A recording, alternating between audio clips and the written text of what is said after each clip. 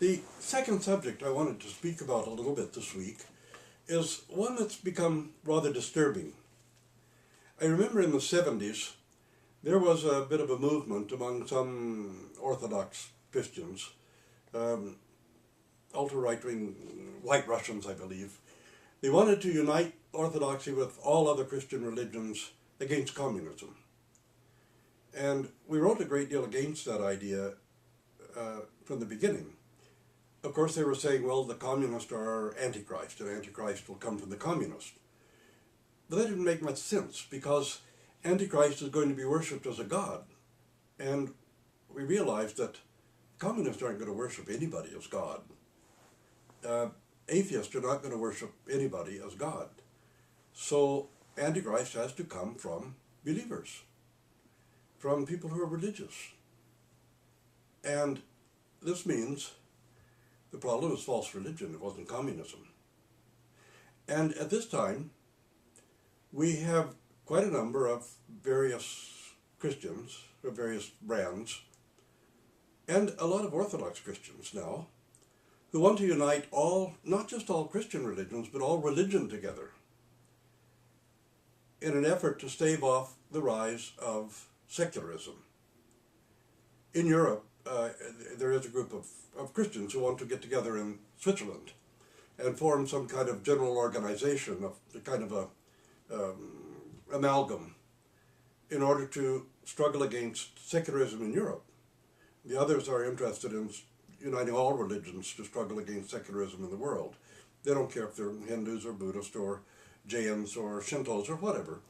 To unite against secularism.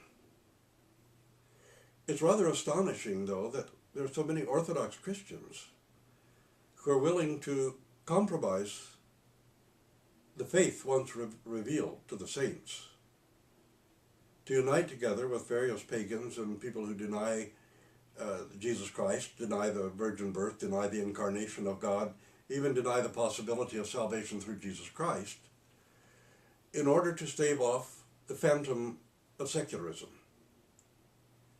Secularism is a periodic phenomenon. It self-destructs eventually because it creates an enormous vacuum in people and has nothing with which to fill them. So it's a phantom and probably a delusion or a deceit of Satan to try to unite all religions together against the phantom of secularism.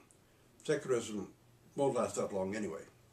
What will happen in the meantime, though, is that Christianity will have been so minimalized, so reduced, and Orthodoxy in particular will have been so watered down, minimalized, and reduced as to be unrecognizable in a kind of rather vain attempt to stave off secularism.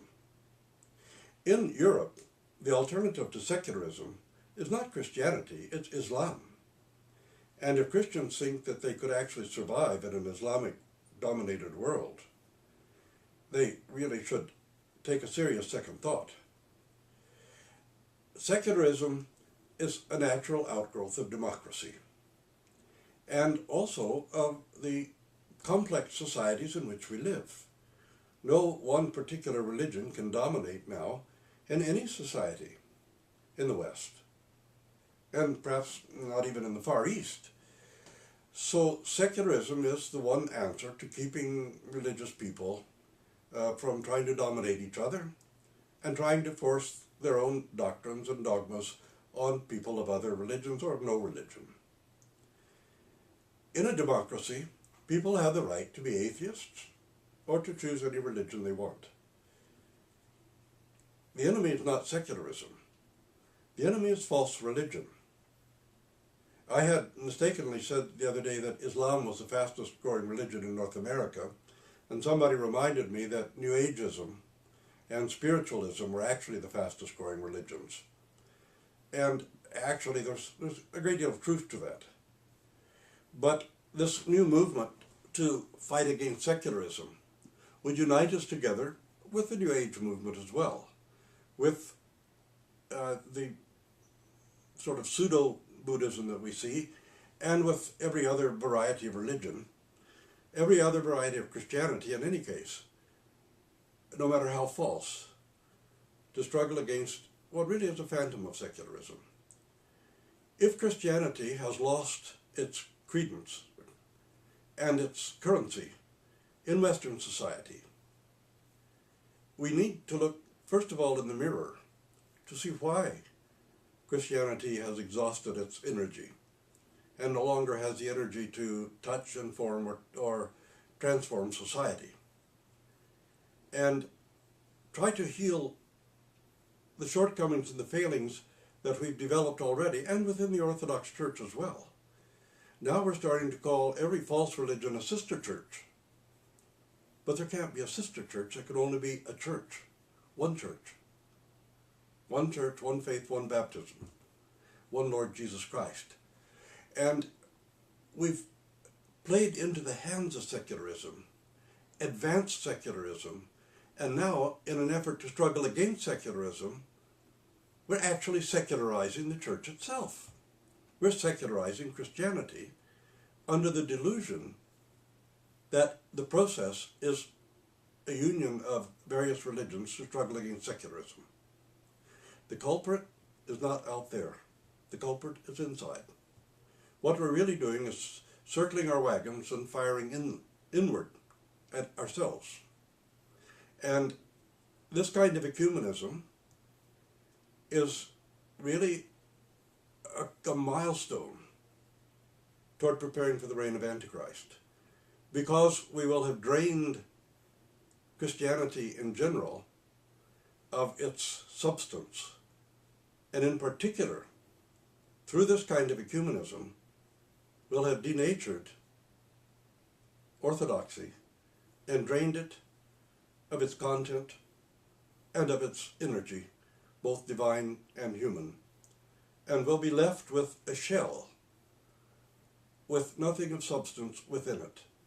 We will simply have become Eastern Rite Church of England, and the Church of England is really an amalgamation of several religions under a general title of Anglican Communion, but primarily a collection of fluff without any substance or meaning.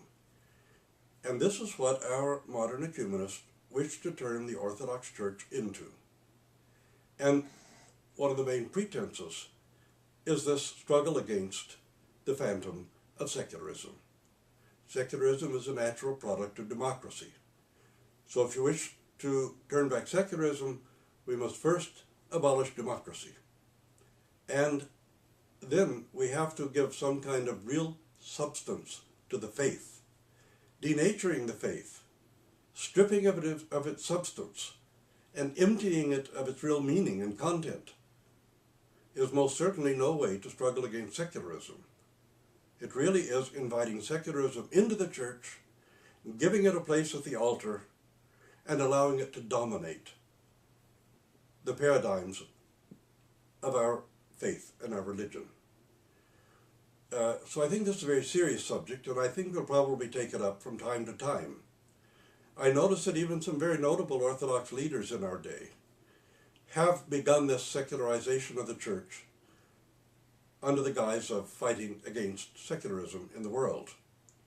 And that through ecumenism are really abolishing fundamental tenets which have been struggled for over the centuries through the 7 ecumenical councils and the other councils of the church, and really making the Orthodox Church a kind of Eastern Rite Protestantism, or perhaps Eastern Rite Anglicanism, which has even less content than general Protestantism.